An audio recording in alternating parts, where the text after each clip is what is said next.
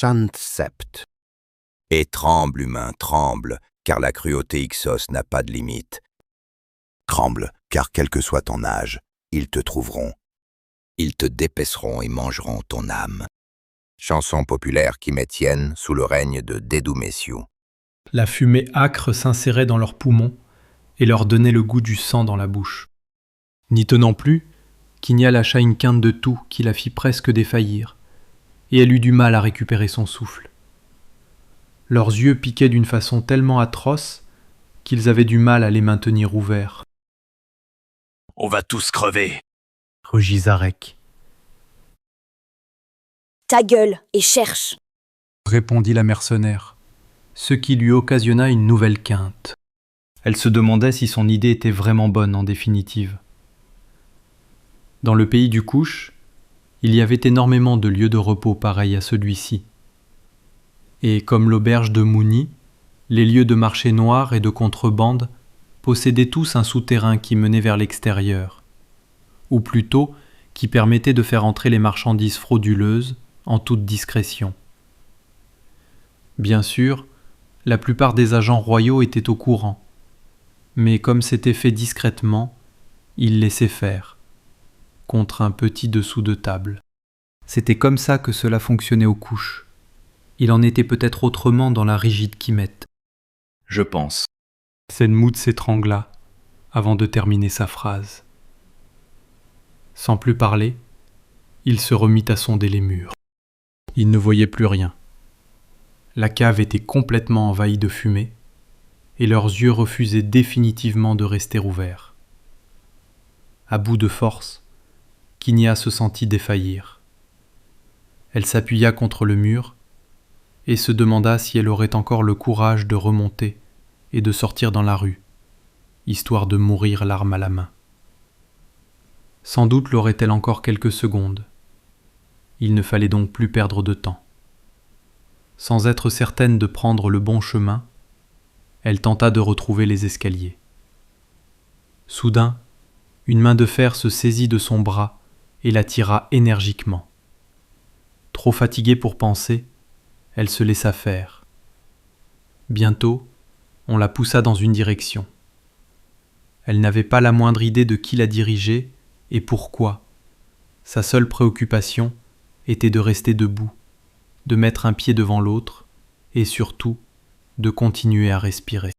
Soudain, elle prit conscience qu'elle marchait depuis un certain temps, peut-être 20 ou 30 mètres.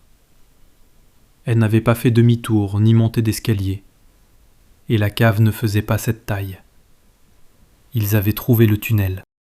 Par les dieux! Son idée était la bonne. Senmout devait avoir trouvé le passage. C'était le dernier qui avait parlé, ou plutôt qui avait tenté de le faire. Kinia avait hâte de voir sa tête. Elle, qu'il disait capricieuse, colérique, incapable de se maîtriser, leur avait à tous sauvé la vie. Ce n'étaient pas ces abrutis de garde pharaoniques qui y auraient pensé. D'autant que l'un était mort et que l'autre était aveugle, pensa-t-elle avec un petit sourire cynique. L'air frais sur son visage lui donna des ailes. Elle pressa le pas, la fumée se faisait de moins en moins dense. Dans le brouillard humide de ses yeux rougis, elle devina la fin du couloir. Elle eut un moment de panique, pensant arriver dans un cul-de-sac, avant de s'apercevoir que la lumière de la lune tombait à ses pieds. Elle leva les yeux et vit une petite cheminée, munie d'une échelle, qui débouchait quelques mètres plus haut, à l'air libre. Ce fut un jeu d'enfant de se hisser et de pousser les quelques planches de bois qui avaient été maladroitement posées sur l'ouverture. Elle accueillit l'air de la nuit comme son premier souffle de vie. Ses poumons lui faisaient un mal de chien, mais par les dieux, que c'était agréable de pouvoir respirer. Un bref coup d'œil aux alentours lui apprit qu'il débouchait derrière une large dune, située sans doute à plusieurs dizaines de mètres du village et bien à l'abri des regards indiscrets. Une large silhouette émergea de la cheminée. Zarek. Il chercha le rebord à tâtons et Kinia l'aida à se hisser. Puis ce fut au tour de Mélem, qui tentait en vain de s'empêcher de cracher et de tousser. Kinya fut ensuite heureuse de voir émerger Souti, et, dans l'allégresse, se permit de lui caresser la joue. Senmout ne remonta jamais. Voyant qu'il ne suivait pas, Kinya s'agenouilla au-dessus du trou et l'appela. Pas de réponse. Bon sang, Senmout, où traînes-tu? Qui a trouvé l'entrée? C'est moi, répondit Souti. Je vous ai tous poussés dans la bonne direction. Je comptais fermer la marche, mais j'ai été pris de vertige et j'ai perdu conscience quelques instants. Se pourrait-il que Senmout se soit écroulé et que je ne l'ai pas vu? Il faut retourner le chercher. Déclara Kinya en mettant un pied sur le premier barreau de l'échelle. Melem la retint par le bras. Lâche-moi! Non, si tu y retournes, tu mourras aussi. Regarde, la fumée a déjà envahi le couloir. On peut pas le laisser mourir. Il est probablement déjà mort. De plus, nous ne pouvons pas traîner ici. Lorsque le bâtiment s'écroulera, ils fouilleront les ruines et découvriront que nous n'y sommes pas. À ce moment-là, nous devrons être loin. Je te rappelle que nous n'avons pas de chevaux. Kinya sentit la tristesse l'envahir. Elle avait fini par s'attacher au général, même si leur récente dispute avait un peu gâché leur relation. À nouveau, comme lorsqu'elle avait découvert les corps de ses amis de la maison de vie, Kinya sentit des larmes de rage monter en elle. Une colère qui tendait ses muscles, brouillait son regard. Une folle envie de retourner au village et d'envoyer ces monstres dans l'enfer de Seth. Souti s'approcha doucement et mit sa main sur l'épaule musclée de la guerrière. « Kinya !» dit-il doucement. La guerrière ne l'entendit pas. Elle était plongée dans les brumes rouges de la colère, enfermée dans son monde de fureur. « Kinya !» répéta-t-il en s'agenouillant près d'elle. « Il faut qu'on parte !» Un frémissement parcourut son corps, alors que la mercenaire revenait à la raison. « Maintenant !» dit le moine d'un ton ferme. Kinya se leva et, sans un regard en arrière, marcha vers le désert. Ses compagnons la suivirent. Et Gérel se maudit. Il ne s'était pas attendu à ce que cette damnée auberge flambe si vite. Un instant, il avait craint que ces stupides humains ne périssent. Si cela s'était produit, son maître, le sorcier Barouk, ne lui aurait jamais pardonné, et à présent, il savait que Barouk avait le pouvoir de le faire souffrir atrocement et longuement. Le maître voulait que les humains et leur guide Ixos rejoignent sains et saufs leur mystérieuse destination. Sous la forme de courant d'air qui était la sienne actuellement, il s'était engouffré dans l'auberge, en avait rapidement fait le tour et avait trouvé le passage qui menait dans le désert. Il était alors remonté sur le balcon où se trouvait l'échimétien.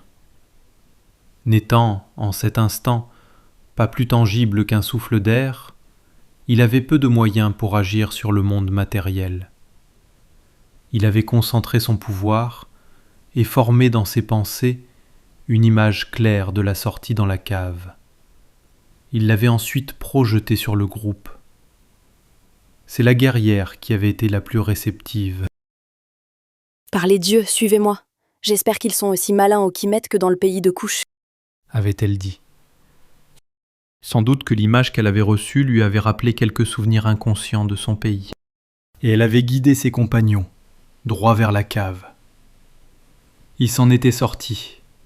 Enfin, presque. Car à présent, ils devaient franchir le désert, sans nourriture ni eau. Si Égérel se souvenait bien de ce qu'il avait précédemment observé chez les humains, ceux-ci ne survivaient pas longtemps sans eau ni nourriture. Par sa classe, que cette race était d'une faiblesse pitoyable. Égérel s'éleva dans les airs, jusqu'à avoir une vue d'ensemble du village. Ceux qui avaient reçu la marque de sa classe couraient en tous sens autour de l'auberge en flammes, et un certain chaos s'en dégageait, comme lorsqu'on place un morceau d'étoupe enflammé au milieu d'une fourmilière. Les marqués acquéraient une conscience de groupe sous la bénédiction de sa classe. Néanmoins, ils pouvaient manquer cruellement d'intelligence et d'initiative. Ce ne sont que des humains à la base. On ne peut transformer la boue en or. Ravi de ce bon mot intérieur et rassuré sur le fait que les marqués ne donneraient pas la chasse aux envoyés de Pharaon, le démon réfléchit sur le meilleur moyen de leur venir discrètement en aide. Ses yeux astraux tombèrent alors sur la solution à ses problèmes. À l'extrémité nord du village se trouvait un enclos à dromadaires. Et que sa classe soit bénie, les animaux étaient encore en vie. C'était un miracle que les marqués ne se soient pas jetés dessus. Sans doute avait-il été trop absorbé par l'attaque de l'auberge. Ne perdant pas de temps, Égérel plongea vers l'enclos qu'il renversa d'une bourrasque. Ce fut un jeu d'enfant de faire s'enfuir les animaux et de faire en sorte que leur route croise celle des humains.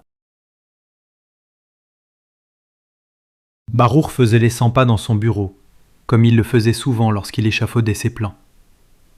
2 semaines. C'était tout ce qu'il avait. 2 semaines pour trouver un plan qui lui permette de tirer avantage du mariage.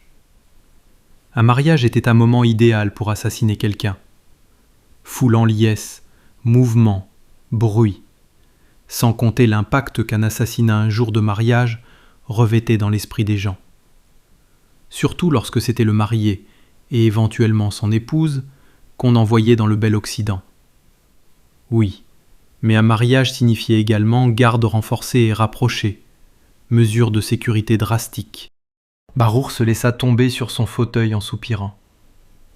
Comment contourner la garde de Pharaon et se rapprocher suffisamment pour le faire passer de vie à trépas? Toute action magique était exclue. Non seulement parce que Pharaon était un mage d'une puissance incroyable et que l'affronter sur son propre terrain relevait de la folie, mais surtout car le seul capable de mener une telle attaque était Baruch lui-même, et qu'en aucun cas il ne devait s'exposer. Le dieu Saklas lui avait annoncé un destin grandiose. Il ne pouvait se permettre de le gâcher par une imprudence quelconque. Non, il devait trouver autre chose, faire agir quelqu'un pour lui, une personne qui porte ensuite la responsabilité de son acte. Mentalement, Baruch se remémora les différentes étapes d'un mariage royal. Le mariage chimétien signifiait l'union des principes divins présents en chaque être. Les mariés devenaient l'incarnation terrestre de la déesse Isis et du dieu Osiris. Les grandes étapes de la cérémonie étaient, par leur sacralité, immuables. C'était donc là-dessus qu'ils devaient compter. Voyons, les futurs mariés arrivent séparément, devant l'entrée du temple d'Isis et Osiris. Ils saluent la foule assemblée, prononcent les paroles rituelles et ensuite arrive la... Baruch poussa un cri triomphant. Il exultait. Il savait enfin quoi faire. Les dieux soient bénis des dromadaires, se réjouit Souti. D'où viennent-ils? Il ne s'était pas éloigné du village de plus de 200 mètres qu'un troupeau d'une demi-douzaine de dromadaires croisait leur route. Franchement, Dit Mélème. peu importe. On les prend. Ouais, même si c'est louche, on peut pas se permettre le luxe de s'en passer. Il va falloir monter sans selle, accrochez-vous bien. Louche, dit Souti en aidant Zarek à monter sur le premier animal. Moi, je prends cela comme un signe de la providence. Les dieux nous envoient une aide. C'est cela, oui. Après la mort de Senmout, il se disait qu'il devait compenser par un petit cadeau. Vous vous disputerez une autre fois. Je ne vois peut-être plus rien, mais je ne crois pas me tromper en disant qu'on doit se dépêcher. Personne n'y trouva à redire, et ils enfourchèrent rapidement leurs montures, qui émirent quelques beuglements de protestation. Chevaucher sans selle se révélait un exercice périlleux, qui requérait toute leur attention. Lorsque le soleil fut au zénith, ils étaient tous déshydratés. Par chance, un dromadaire sans cavalier avait suivi le reste de la troupe. Mélème se laissa glisser en bas de sa monture et tira un long couteau courbe de sa ceinture. Il se rapprocha lentement du dromadaire solitaire et lui intima fermement de se coucher. Ensuite, sans une once d'hésitation, le nomade lui trancha la gorge, tout en maintenant sa main sur le museau de la bête. Celle-ci, paniquée par l'asphyxie, tenta vainement de se débattre, sans parvenir à se lever, tant la main d'acier du nomade la maintenait fermement couchée. Son agonie fut de courte durée. Très rapidement, son cou flancha et sa tête bascula sur le sol, maculant le sable de vermeil dans un ultime sursaut. D'un geste expert, Mélème plongea son couteau dans le ventre de l'animal. En quelques incisions précises, il détacha l'une des poches stomacales et la retira avec soin, en pinçant l'extrémité. Pourquoi ceci? Le dromadaire possède plusieurs estomacs. L'un d'entre eux contient ses réserves d'eau. Si quelqu'un veut bien m'aider, c'est vraiment lourd. La panse était réellement impressionnante. Souti glissa en bas de sa monture, trop content de donner un peu de répit à ses fesses endolories. Il aida Mélème à transporter, puis à accrocher sur sa monture l'estomac distendu qui formait comme une gigantesque outre. Par les dieux, c'est vrai que c'est lourd. Combien avons-nous d'eau là-dedans? Une centaine de litres? Pas mal. Avec ça, nous tiendrons. 4 jours. 5 en nous rationnant. Pas plus? Non, mais cela devrait nous laisser le temps de trouver une oasis. D'après toi, nous sommes loin de l'endroit? Si la carte magique que j'ai vue chez Pharaon est juste, je dirais qu'en marchant vers le sud-est, nous devrions arriver d'ici 6 à 7 jours. Le problème étant qu'on ne sait pas ce qu'on cherche. Effectivement, je peux vous amener dans un rayon de 50 km de l'endroit. Après, je ne peux rien de plus. Et si ce que nous cherchons n'est pas visible de là où nous sommes, nous passerons fort probablement à côté. Fantastique. Je la sens de moins en moins bien, cette expédition. Allons, ne perdons pas courage, dit Souti. Les dieux nous indiqueront la voie. Souti, je t'aime beaucoup, mais tu commences à m'agacer avec tes dieux. Si les dieux étaient si présents, nous n'aurions pas tous ces problèmes avec les Hyksos. Les dieux sont présents. J'en ai la certitude, dit le moine sur un ton confiant. Kinia haussa les épaules. La petite fille avait les cheveux coiffés en fines tresses, au bout desquelles pendaient des petites pierres de couleur. Sa robe blanche, qui s'arrêtait au-dessus des chevilles, était un peu trop courte, et on sentait qu'elle avait vite grandi ces derniers temps. Pourtant, on ne lui aurait pas donné plus de 12 ans, et son sourire émerveillé en disait long sur le moment de bonheur intense qu'elle était en train de vivre.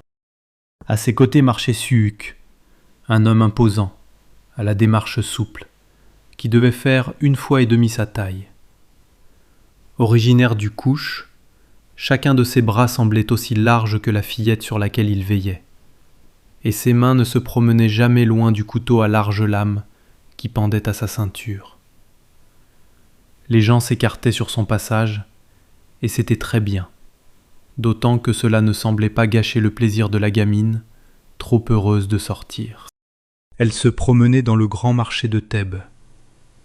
Elle avait beaucoup insisté pour s'y rendre, car elle adorait les couleurs, les sons et les odeurs qui s'en dégageaient.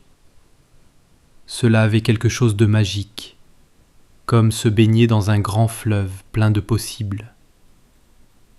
5 minutes auparavant, elle avait pu approcher de près un marchand qui vendait des petits singes venus de la jungle couchique. Et à présent, elle se laissait guider par son odorat et se rapprochait des étals à encens. De fines volutes de fumée planaient au-dessus de l'allée marchande et décrivaient des cercles dans l'air, qui fascinèrent un instant l'enfant. Ensuite, distraite comme un petit chat suivant un papillon des yeux, son regard se posa sur un étal plein de poudre et de cônes aux couleurs vives. Regarde, Siuk, le bel encens. Oui, maîtresse, ne courez pas. Restez toujours près de moi. Tu es trop méfiant. Tu ne cesseras donc jamais d'être sur tes gardes. Mon travail est de veiller sur vous, maîtresse. Fleurs de chautis, roses du couche, orchidées noires. La plupart de ces encens sont faits avec des fleurs de chez toi. En effet, il y a énormément de fleurs dans les jungles du couche. toutes plus colorées les unes que les autres. Mon pauvre Suc, dit l'enfant, en portant à ses narines les cônes d'encens. Ton pays d'origine ne te manque pas trop? Si, parfois. Mais ici j'ai une tâche sacrée. Je dois veiller sur vous. La voix de Suc avait pris une inflexion étrange, entrecoupée de blancs inquiétants. La petite fille se retourna. Suc, tu vas bien? Tu es tout pâle, qu'est-ce qui t'arrive? Tu veux qu'on rentre? Sa phrase fut interrompue. Une boule de chaleur avait soudain explosé dans son ventre. Elle baissa les yeux et vit avec horreur le large couteau de son garde, enfoncé dans son ventre jusqu'à la garde. Suc? Elle le regarda avec incompréhension, mais la chaleur se transforma en froid glacé, puis en douleur atroce. Elle eut à peine le temps de grimacer avant de mourir. « Pardon, maîtresse. » articula le géant en sanglotant. Un passant hurla en montrant la scène. Un chaos s'ensuivit. Des gardes accoururent. Le géant se releva et se mit à courir pour leur échapper. Mélème redescendit la crête de la dune. Ils sont passés. Nous pouvons y aller. Comment sommes-nous certains qu'on peut te faire confiance, Ixos? Laissa tomber Zarek. Mélème haussa les épaules. Tu ne peux pas être certain, d'autant plus que tu es aveugle. Très drôle, singe blanc, très drôle. Attends que je récupère la vue et je vais te faire passer le goût de la plaisanterie. C'est bon, Zarek. Mélème nous a conduits jusqu'ici. 7 nuits passées dans le désert, à chercher des oasis et à éviter les caravanes ou les patrouilles Ixos, je pense que maintenant on peut lui faire confiance. Et toi, qui es-tu pour me parler sur ce ton? Ce n'est pas parce que tu couchais avec le général que cela te permet de parler comme ça. Zarek, tu es aveugle, c'est vrai, n'est-ce pas? Ben ouais, depuis que cette saloperie m'a craché au visage, Bien. Voilà déjà 1 semaine que nous te descendons de ton dromadaire chaque soir et que nous t'y remontons chaque matin. Que nous t'accompagnons pour tes besoins et te donnons tes rations. De plus, tu es dispensé de tour de garde. C'est exact, non? Ouais, mais Mélème, lui, aurait pu nous planter en plein désert, mais il ne l'a pas fait. Ouais, parce qu'il sait qu'il n'aura pas la récompense de Pharaon si jamais... Très bien. Alors maintenant, ferme ta gueule, ou en plus d'aveugle, tu finiras muet. Je t'en donne ma parole. À moins que je me décide à agir pour le bien du groupe et à supprimer une bouche inutile. Le garde sembla peser les mots de la mercenaire, puis ne dit plus rien. Bien, continuons à présent. Ils contournèrent la dune, et des dizaines d'autres ensuite. À la tombée du jour, après être montés à nouveau sur un gigantesque monticule de sable, ils s'arrêtèrent, le souffle coupé. Devant eux, sur tout l'horizon, se dressait une chaîne de montagnes. Voilà, si la carte magique dit vrai, ce que vous cherchez se trouve au milieu de cette chaîne de montagnes. Il courait, encore et toujours. Il courait à en perdre le souffle. Il poussa une femme qui se trouvait devant lui, monta sur un étal, attrapa la lance d'un garde, lui arracha des mains et lui envoya le manche dans l'estomac avant de reprendre sa course. Pourquoi courait-il ? Pour ta liberté, dit une voix dans sa tête. Une voix qu'il avait entendue la veille. Libre, ne le suis-je pas? non. Au fond de toi, tu veux retourner aux couches. Tu as le mal du pays, tu veux revoir ta famille. Mais je suis bien ici. J'ai un travail important. Je protège Neshema, la vierge d'Isis. Elle est encore jeune, mais c'est une personne importante. Que t'importe cette gamine? Couteau, sang, mort, chagrin. Je l'ai tuée. Que t'importe? Tu es libre. Où irai-je après? La garde pharaonique sera à mes trousses. Je te cacherai, je te donnerai de l'argent. Quand pourras-tu la tuer? Demain, elle a insisté pour aller au marché. Libre. Oui, libre. Tue-la et tu seras libre. Ensuite, tu vas courir et t'échapper. Je te retrouverai. Vous allez me retrouver. Oui. Où que tu sois, je te retrouverai. Si j'ai pu te trouver en rêve, je peux te retrouver physiquement. Vous êtes puissant. Je vous aime. Je t'aime aussi. Je t'offre ta liberté. Dieu t'offre la liberté. Brise tes chaînes, tue-la. Je le ferai. Bien. Et il courait. Soudain, il s'arrêta. Les gens s'étaient écartés sur son passage. Seul un homme lui faisait face. Il était en plein milieu de la rue. Les gardes arrivaient dans son dos, il fallait faire vite. Pourtant, il était comme pétrifié. L'homme? Le connaissait-il? Soudain, il comprit. C'était l'inconnu de son rêve, celui aux yeux de feu, à la volonté d'acier. Il était là pour le sauver. L'homme leva les bras. Il portait un arc. Mais... Une flèche partit, et Suc s'écroula comme un bœuf, le front transpercé. Les gardes arrivèrent peu après, alors que l'archer contemplait fièrement le corps du Nubien. Spontanément, il tendit la main à l'officier. Capitaine, on dirait que j'ai stoppé net l'assassin qui menaçait de s'enfuir. Oui, en effet. On peut savoir qui vous êtes? Baruch, de la famille Vanach, vous devez connaître, j'imagine. Oui, Seigneur. C'est un honneur. La victime était une jeune fille qui incarnait la déesse lors de cérémonies officielles, Seigneur. Malgré leur chagrin, je suis sûr que les prêtres vous seront reconnaissants au temple d'avoir tué le meurtrier. J'en suis certain, capitaine, j'en suis certain.